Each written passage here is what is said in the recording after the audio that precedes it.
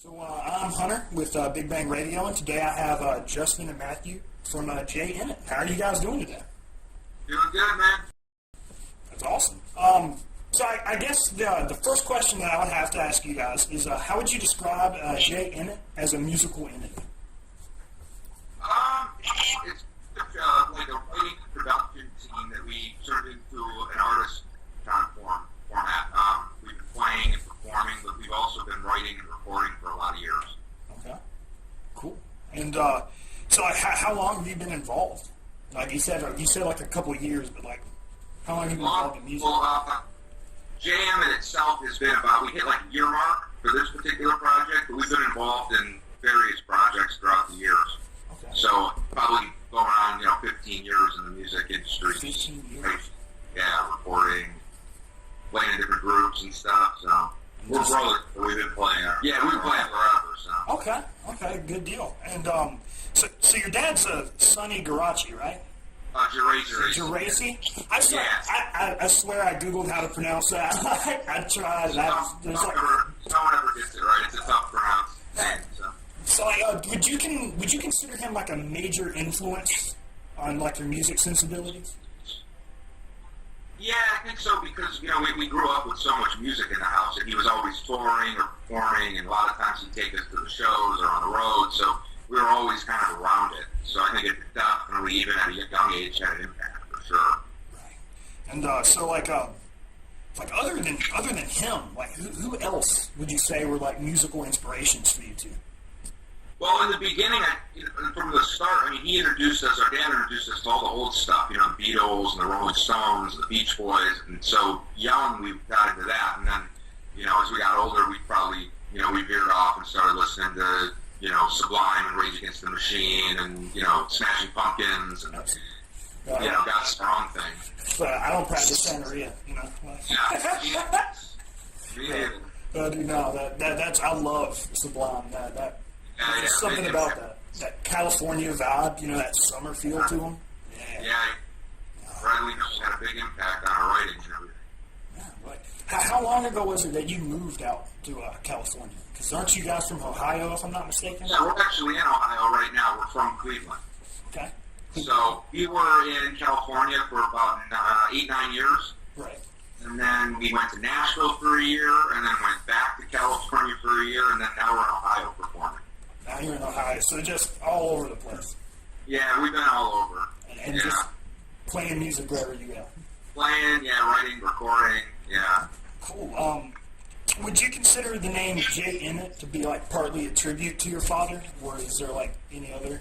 Somewhat. His real name was Emmett, and Matthew's his middle name is Emmett. So, and then, the J is more like I'm Justin, so I just used my initial and then his middle name. So it was kind of a tribute to him, and then, kind of like the J. Emmett Band, it's like Jay Giles, like it was really Peter Wolf and, all those people. So. Absolutely. I do have like one little question, like the capital T at the end of Emmett. Is there a reason for that, or does it just look cool? It was just, what it was, when you're starting your project and your pages, you're trying to do anything to kind of just stand out a little bit because you don't have anything up or any music. So I kind of we threw it on there just randomly. I think we might throw it away. On some things we use it, some things we don't. But it kind of started just as kind of like we were just joking around, like, okay, well, we don't have any pictures. We didn't have anything at the time. So we were like, maybe we'll get some attention from this or something. But it was kind of just a fluke thing, and it's funny because some people like it. So it makes it look symmetrical. Like it's like nice. Yeah, absolutely. So you guys performed at the Viper Room, if I'm not mistaken, right? Yeah, many times. Yeah. How is that experience? Like, what's that like playing in? Really cool. When I first moved, this was before Matt had moved out to California, but when I first lived there, we performed there probably 3 different times. We were under a different band name called, it was a different band really, it was called Grove Hill. And we were in there probably about 3-4 times. And then when I had gone back about a year ago, I played an acoustic show there. It was obviously before he came out again, so it was, I've been there a bunch of times, so. But it's a cool experience. There's a lot of nostalgia there. Right. It's not really what it used to be. We lived in the early 90s and 90s and all that when Johnny Depp nostalgic place. People just go there and watch music and, be at the Viper Room. Right. So it's cool. What? It's around Sunset Strip, so. Are there like any other venues that you've played that kind of like rival that place in significance, and like any place that sticks out in your mind? Yeah, like the Roxy Theater across the street. It's funny because all the venues are kind of in the same like street, 2 or 3 streets in LA. Right. So Roxy, trying to think, there's a place called the Mint Club that like Ray Charles used to play on. It's been there forever. We played there a bunch of times. We had a residency there for a while, so. That's awesome. Played there like once a week for a few months. Okay. So yeah, there's places. The song "Fall Apart." Huh? Is that written about anyone in particular, or is it like written to kind of be someone specific to whoever's listening, or like a little combination of both? It's a combination of both. It wasn't written about anyone specifically. There were a few people in mind that I was. Sometimes you write a song, you have a few people in mind that you're thinking about. There's something that inspires you. So it was kind of based on a few different people. I think things they were going through in their lives, or stories that I had heard, or So it's a little bit of both, and then you kind of put it together and it's universal. Right. Right. So it was written for you with someone exact in mind, or a few people in mind, but it's also written to be like applied, like to Yeah. For a few things going on at the time, that the stories that I had heard about certain people, and it just kind of reminded me of their life story a little bit and what they were going through.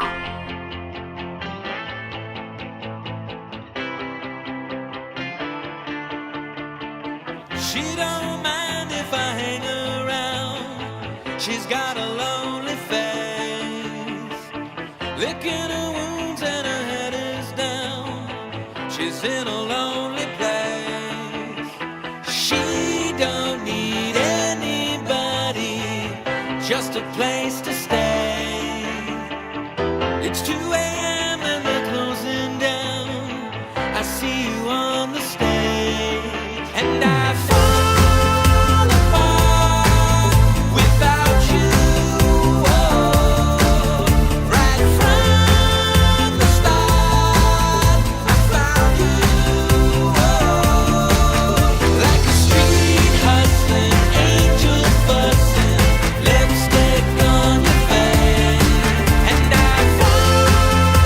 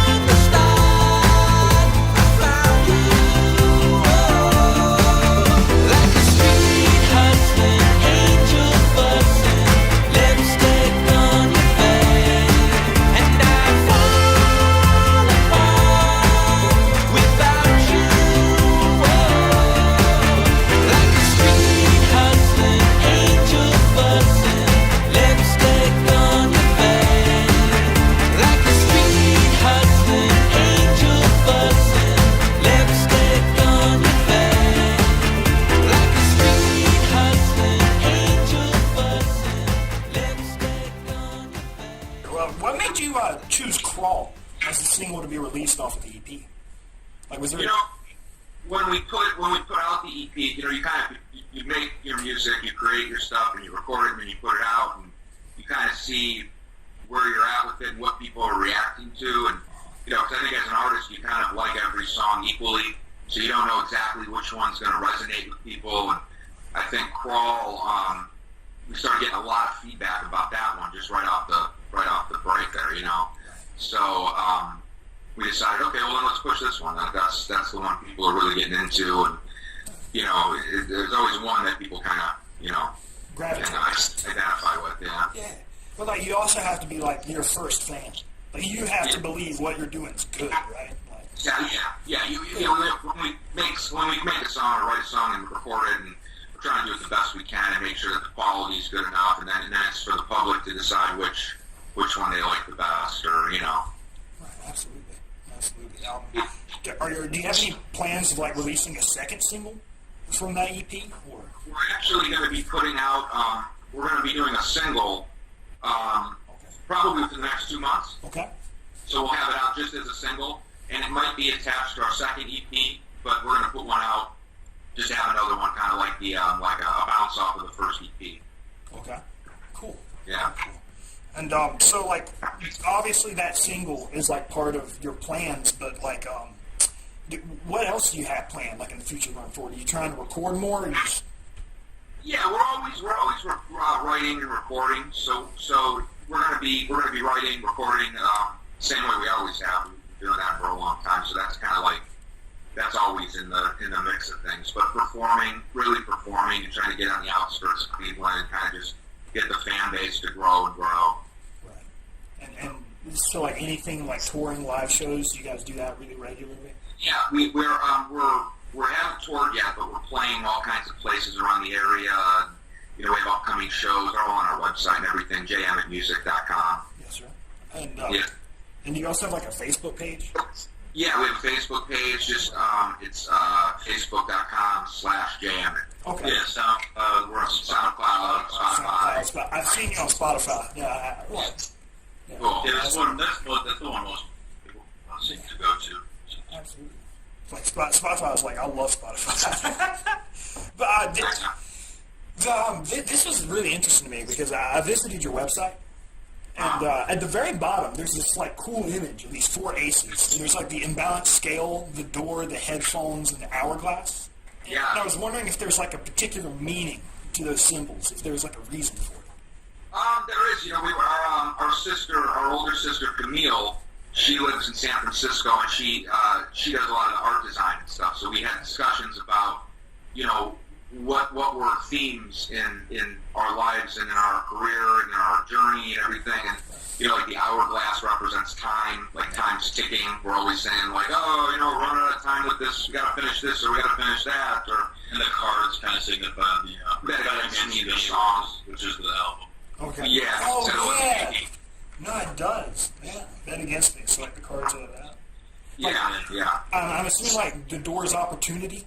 Doors opportunity, doors opening, closing, crawling. Yeah, And doors. the headphones are quiet, right? Like, no. That's his music. All right. And the other one is kind of the weighing scales, like injustice. Like there's political things in the music industry, and Right. things that are just and things that aren't just, and this isn't fair. Absolutely. So like, Pursuing music. dude, that's awesome. No, because I really do like that design. Like I saw it, first thing I was just sitting there trying to figure out, like in my head, it's like what each one could mean, and Cool. but I Yeah. never connected the cards to bet against me for some reason. Like in my mind, that never jumped out. I don't know. Yeah. Yeah. We were going to do regular cards with the regular symbols. We were like, let's swipe it out, put in our own symbolism and stuff, No, it's really, I did. I really liked it. And you answered another question. I was going to ask who designed it. So your sister's like an artist. Yeah, she's involved in a lot of the graphic design and artistry that we have and all that. And are you like the only three siblings in the family? Or? Well, we have another sister. She's also a singer, too. She goes by Brie Murray. Okay. And Okay. So, yes. and our youngest Paul? There's five. You said Mark. Mark? Oh, okay. Mark. Okay. So there's five of us. 5 of us all together. All right. And so, like, most of you went with, like, an artistic thing. So that's interesting. Like, was it like an artistic household, I'm guessing? It had it was, pretty much, It was really artistic. So, like, because that's funny, because, like, I picture, like, a lot of, like, families, it's like the kids interested in music, or, like, get like a real job or something. But I feel like in your household, it's kind of the opposite. It's like, play music, play. Yeah, I couldn't Yeah. really escape blues. It was just everywhere, like, bleeding out. Yeah, that's awesome. Yeah.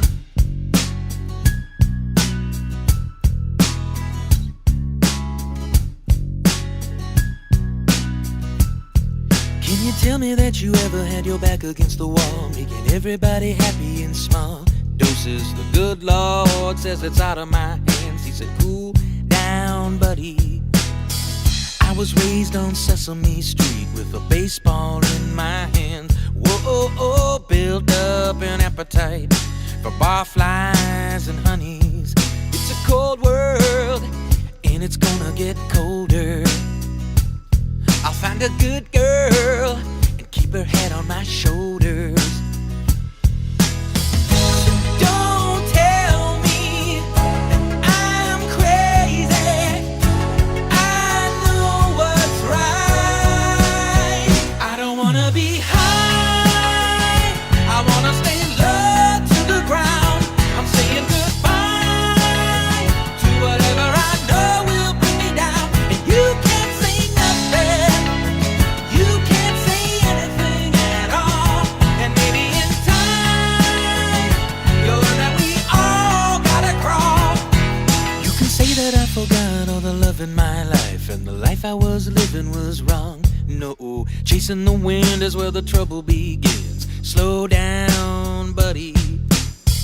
I was born with a song in my head. I found a buckeye on the ground. Whoa, a heart-shaped, simple state where your friends can tear you down. It's a cold world, and it's gonna get colder. So what you do now, is gonna show when you're older. Whoa. So don't tell me that I'm lazy. I don't have the time. I don't wanna be high. I wanna stay low to the ground. I'm saying goodbye to whatever I know will bring me down. And you can't say nothing. You can't say anything at all.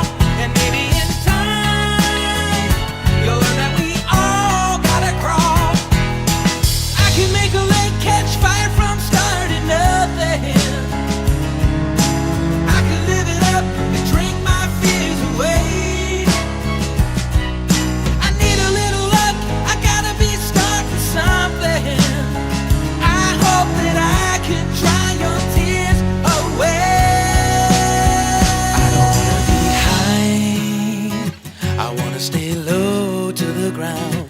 I'm saying goodbye to whatever I know will bring me down. You can't say nothing. You can't say anything at all.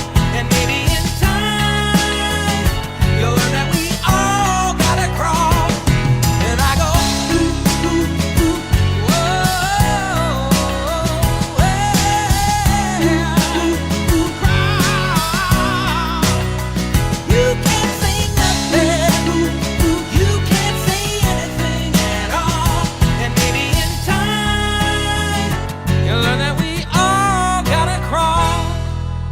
Do you write the lyrics, Justin? Yeah, and the melodies and chord changes, and then Matt's really good with the production side and the engineering. So we record in Logic. Okay. And so, like, how long have you been into producing music? Like, Matthew, like, how long is...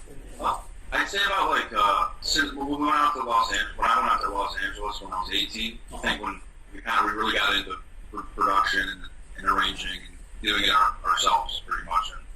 And we kind of learned. We had some help. We were label.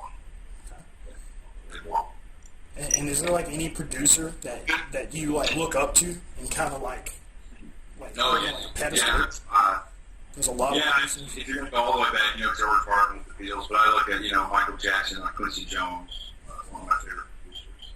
Phil Spector, Brian Wilson. for you, like in a lyrical basis, like when you were growing up, was like lyrics like all important, or were they just like a part of the song to you? I think in the beginning, when I started writing, you know, you're new to it, and it's in its infancy. You're putting lyrics, and certain things come from a certain place. Then you learn how to kind of to make it all mesh together, and where it's not so catchphrasy. And then all of a sudden, you know, you realize you're writing stories.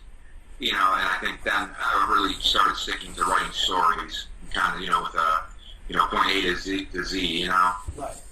Yeah. And is it like hard to try and like find that balance between like something catchphrasy and catchy that will stick in people's head while still trying to like convey a message? Like yeah, a lot of times when you're writing, you come up with something that sounds really cool, like the catchphrase of it, but it doesn't fit, so you have to force yourself to kind of change it and stick to the storyline, you know. Then you could also, you know, if you have something cool that, you know, lyrically sounds cool, you could use it somewhere else or use it in a different song. Absolutely. Like write like a verse and then come back like 3 weeks later, like I have found the perfect thing for this. Like yeah. A lot of times, you know, a song can take 3 months to write, and sometimes it can take, you know, 3 minutes. It's absolutely. It's all over the place. Yeah. Like cutting the grass and it's just there all of a sudden. Yeah. Yeah. In the back of my hand, that song took months and months. Just picking at it, you know. It's the first song on the EP, and then Crawl.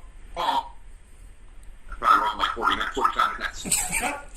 So there's all different. And like, do you write the lyrics while like knowing what the music playing with the lyrics are going to sound like? Or you like write them separately after the music's been recorded? A little bit of everything. Sometimes you just start singing with whatever you're playing, whatever chord progression you're playing, and the lyrics just fit. You're like, okay, that works. Sorry. And then other times you're kind of like, okay, I got this half, but I don't know what this half is going to do, or this section. Right. So you kind of go with it. And, you know, a lot of things you finish, but you kind of scrap. You know, where you're like, well, keep that aside maybe for later days or something. So like a lot of it just kind of like you just keep working on it. And yeah. Does it ever feel perfect, or does it, you know, does it ever have that feeling to it? Or you basically, I think what you have to do is you have to abandon it at a certain point. You don't want to work on something for 3 years. You know? Right. So you have to have a cutoff. And, you know, I mean, any song you ever do, you could always tweak it more or, you know, mess with it. I mean, I could take the songs that we've got and still just keep tweaking and tweaking and tweaking, but you have to cut off at some point and abandon it, you know, and say. And that's like always something that you can do live. Right? Like if you want to see how it sounds this way, just you can change things live, and you know, we change arrangements and change instrumentation live, and you know, kind of, you know, whatever connects with the crowd is a lot of times different than what's on the record. Right. Yeah. If I'm not mistaken, like some of your music was for like a Modern Family advertisement, correct? You got like a. Well, we had a couple songs. This was probably about 4 years ago that were picked up for Modern Family to show. They used it in an advertisement, and one of them was on Dancing with the Stars. Right. Was that Jay Emmett, or was that like another musical group? No, that was a different group. Okay. Yeah, it was called the group was called Grove Hill. It was a different group. Okay. Yeah. Well. But our songs, our writing, just different styles, different people, lineups in the group, and everything. So. No, absolutely. Yeah. Well, look, guys, it's been a pleasure talking with y'all today. Hey, thank you so much, man. We're happy to do it. I used to know the back of my hand like the back of my hand. Whoa. I used to play the fiddle and the banjo looking like a man. Whoa. I'm just a little bit out of it. I'll never be understood. I got this feeling it'll go my way. Looking into the mirror at night, gotta run 'cause I don't remember. My face, was I seeing that right? I must be wrong. I was living in a paradise, better days when I would surrender. 10 miles out, I'm going home. Thought I was winning when I sacrificed, but now I'm living in the darkest time. Bit more than I can chew. I had a life or two. Now I don't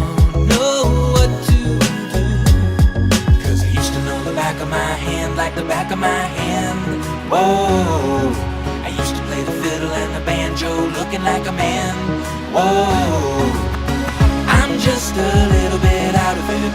I'll never be understood. I got this feeling it'll go my way. Waking up to my feelings gone. Got a smile, I'm a good pretender. Been in love, but it don't last long. On my way. I'm a knight in a different life. Got my horse and my shining armor. In my mind, I'm doing fine. So now I'm living in a paradox. My blood is flowing, but my brain is locked. I think I might be through, but I'm still here with you. Take me back to what I knew. 'Cause I used to know the back of my hand like the back of my hand. Whoa, I used to play the fiddle and the banjo looking like a man. Whoa, I'm just a little bit out of it. I'll never be understood. I got this feeling it'll go my way. So when people think they're talking to me, I don't know who's home, but I'll probably be somewhere on my own. So sad, so sad. I don't know the back of my hand. So sad, so sad. Whoa. 'Cause I used to know the back of my hand like the back of my hand. Just like the back.